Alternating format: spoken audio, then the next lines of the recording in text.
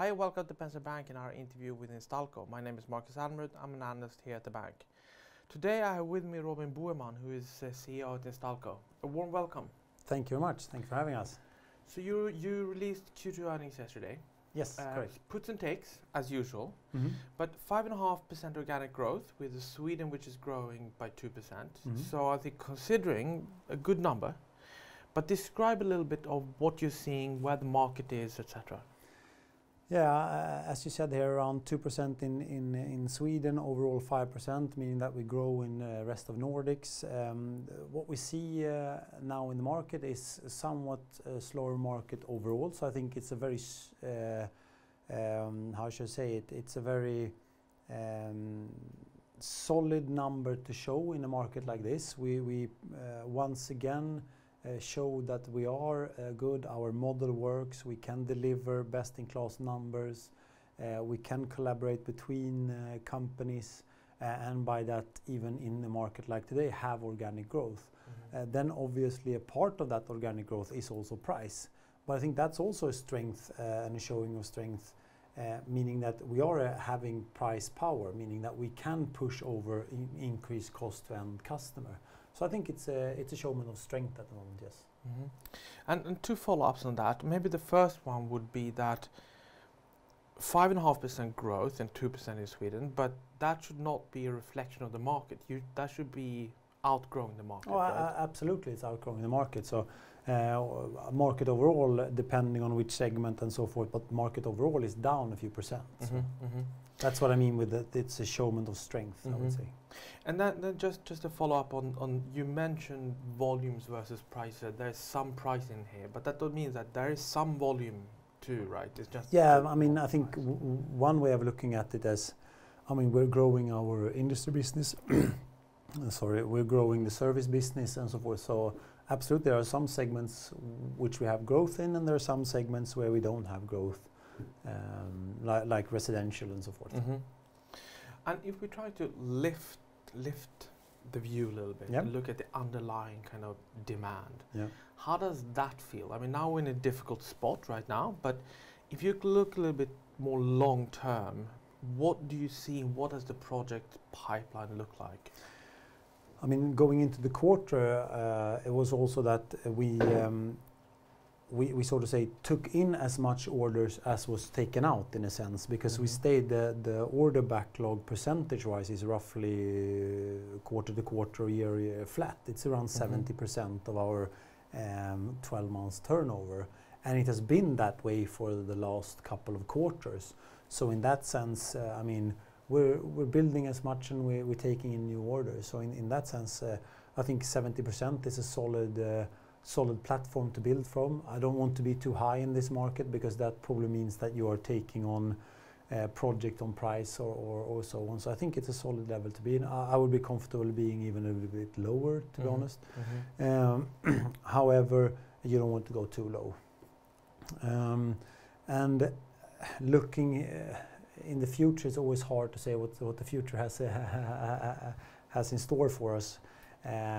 But what I can say is that, I think I've said it a couple of times before, is that there are certain markets and segments that are booming at the moment. I mean, two out of three countries are joining NATO. Hopefully, when the dust has settled, Sweden will be able to join as well. We are seeing investments for, so to say, more municipalities and so forth, with new prisons being built, new hospitals and so forth, that are maybe not as dependent on market price and interest rates in that sense. So would it be fair to say that if I look at the market as a whole, you have pockets of weakness, but it's not an overall broad weakness. Yeah. And also regional, I would also assume that there are differences. Northern Sweden, for instance, should be growing faster, etc. That's a good right. Yeah, that's I think a good conclusion. If you look at acquisitions, I mean, you were extremely aggressive in the first quarter. You closed a lot of acquisitions, and then a little bit slow in the second quarter. Explain a little bit what has happened. I mean, I know that it could be lumpy, but if you look at the pipeline, talk a little bit about the pipeline and what are your thoughts about acquisitions going forward? Yeah, first of all, I think maybe a little bit the wrong term to say that we were aggressive in Q1, because as I mentioned in Q1 and our presentation there and the report we launched there, is that we were able to acquire 3 companies of a little bit larger size than a typical Instalco company that we had long-term relationships with. So in that sense, I mean, we had the option: do we buy them or not? Because otherwise someone else will pick them up because they decided to sell, and then either you jump on or you don't. So I wouldn't say that we were aggressive in Q1 necessarily. And we also said in Q1 that now we're going to take it a little bit slower because we did a lot of acquisitions in Q1. Now we need to consolidate, so to say, fill up the cash deposits in the bank again and kind of go out and look. So we're constantly looking at strategic acquisitions. Good example in Q2 was the acquisitions in Umeå, for instance. We have been for a long time looking at a typical electrical installation company in Umeå. And we found it, and the price and everything felt right, so we grabbed the opportunity. But I would rather say we are less aggressive in 2023 than we typically were historically. Because now you need to look at kind of, I mean, how much are we paying in interest rates, what are our covenants for the bank and so forth. Even if we have good headroom, I know that a lot of investors are looking at the 2.5 and don't want to go above and so forth. So in that sense, we need to be cautious as well and look at different parameters. Aggressive was the wrong word. I meant that you closed a lot of acquisitions in the first quarter. I know that this is, as I said, this is lumpy. But if you, I mean, has anything changed? Let's talk about the market and the financing situation, etc. Because we know interest rates have gone up. There is talk about less competition about the acquisitions, etc. Some are saying that the pipeline is unchanged, but it maybe take longer to close the deals. But at the same time, there's few competition, etc. So there's different kind of talks. How has the market changed, would you say, with the rising interest rates? I think that there are a few competitors that have sort of run out of money, so we don't see them, and they're not as aggressive as they were before. However, there are new players coming into the market. I mean, there are PE firms that are coming in now to the market. You could argue that's kind of late, but however, they are coming into the market. There is still a lot of consolidation to be done. So, I mean, we have kept ourselves in a price range where we think it is reasonable and sustainable to pay. And we've kept that since 2014 up until now, and we will continue to do so. So we're quite confident in where we are and what we can deliver to the entrepreneur and why the entrepreneur should join us. So in that sense, I think we're a solid company. We know our values, and we know which companies will fit our portfolio or not. But we are, so it's harder to get into the pipeline, I would say, today, because we are more strict on what gets into the pipeline. So yeah, less aggressive, or what you want to call it, but I think we're more strict today than before. Let's talk about the margin. So you made a provision for possible credit losses of 15 million SEK, and if you take that away, your margin was unchanged in an environment where you still have inflation, so you still have prices coming up, and we talked about at the call yesterday how there is still an imbalance between the prices to your customers and the input costs. There's still a lag effect there. So what was driving that margin? Because all else equal, it should have come off a little bit. Yeah, I think that what is driving is the industrial sector. Which was a move we took 1-2 years back to really move into the industry sector. I mean, the industry, especially in Sweden, but in Scandinavia overall, is booming in a lot of senses and in a lot of areas. I think that's driving. So that's probably the key driver at the moment. And then, I mean, it is like always, like, you know, you need to constantly be on top and constantly taking new projects, constantly on top on visiting the sites, constantly be out there meeting the customer and so forth. So I think it's an overall job of keeping the margin at, so to say, base level. And then of course sometimes this time it is industry that is kind of putting that little extra icing on the cake, so to say, and making sure that we keep the margin when some others are a bit struggling. And that is also why we want to build a diversified portfolio within the construction. So I mean, we are, like I said, we have roughly 20% of our turnover is now for the industry.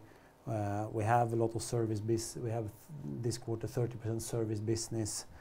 So this is, we are growing our technical consultancy business to even out this and make it a little bit more stable. But if you look around yourself, you look at your competitors, you look at other participants in the market, does it look like this everywhere, or are you doing better? I mean, I would have expected, like I said, all else equal, that your margin would have come off a bit. Is that what you're seeing in the market? Are you doing better than the next guy? I think that we have always basically quarter to quarter been the top performer in this market. If you look at the sort of say larger competitors that we have always been that kind of on top. And I mean, I have no reason to say that we're not going to continue to be there. And I'm also seeing like competitors, at least those that kind of quarterly deliver their reports, they are at good levels as well, and are not performing badly at all. And I mean, taking Bravida and Assembly, those that kind of deliver reports, I mean, they're at solid numbers. So I mean, market overall is doing quite well, I would say. But then, yeah, you always have to look into the future, and who knows. But I would argue that at the moment we're taking in as much orders as we are taking out. So. But if you would look back a bit and compare to today, would you say that the industry is a little bit better today than it has been in the past in kind of defending the margins and keeping pricing up and etc.? I mean, we do see, especially like when it comes to like inflation, for instance. We talked about this, I think, in another call regarding that inflation kind of came a little bit as a shock to a lot of us in the industry and society overall, I would say. And we weren't prepared for it. We are much better prepared as an industry overall, and so definitely taking steps. We also saw, which I thought was good, that we got our peers to join here in the sense that there are sudden projects that are not taking at fixed price at the moment because nobody wants to take that risk. So it ends up that the customer doesn't get a bid for a specific project because nobody wants to take risk. And I think that is something that we maybe not have seen in the past, because there's always someone that is taking that project at the end of the day anyway. So I think a lot of like the industry has learned that we should not cope with everything. We should also put down a stance and sort of say that this is not the typical, we don't want to take that specific project in fixed price because it's not reasonable that we take on ourselves that amount of risk. And now in that specific case, the municipality in that case has to go out and redo the whole tender process, which I think is great. So a bit of a better discipline, you would say. Yeah, and I hope that we can kind of continue this and stay the course, because I think that's needed for the industry overall. Let's talk about a little bit about the provision that you took, the 15 million that you informed us about. Explain what that is, and also maybe tie to that, how do you see the risk that this happening? And is this something which is abnormal for the industry? No, this is something that happens every day. So this is to me very strange that this becomes such a big topic, but I am very well aware of that. That sort of say this is nothing that Instalco on top has done before, so that might occur some questions regarding this. However, first of all, it's a provision, meaning that this has not happened yet. So it's a precaution that we're taking. We are being very open and honest and transparent with showing it. We could have also said we delivered 7.7%, period, and said nothing. But instead we show once again that we're very open and transparent. So what is this? So basically what happens is that our daughter companies, they will report in the beginning of July. Once we have checked that the balances so to say are okay, they can go on vacation, and we will go on vacation as well. As you know, Swedes go on vacation. And when we're back in August, we will consolidate the numbers and provide the market with a Q2 report. So what we saw that after that everybody had delivered their reports and also got approved, so to say, to go on vacation.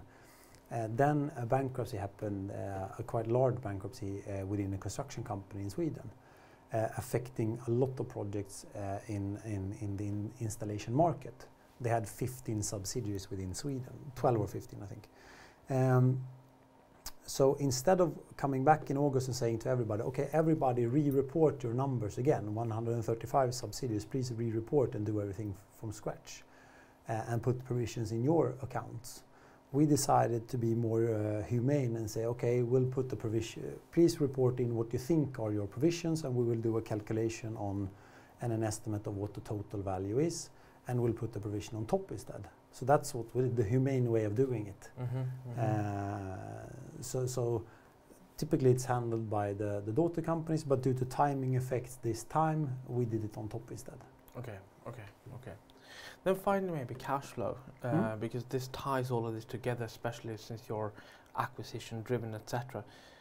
You increase cash flow, but you're also building working capital. Yeah.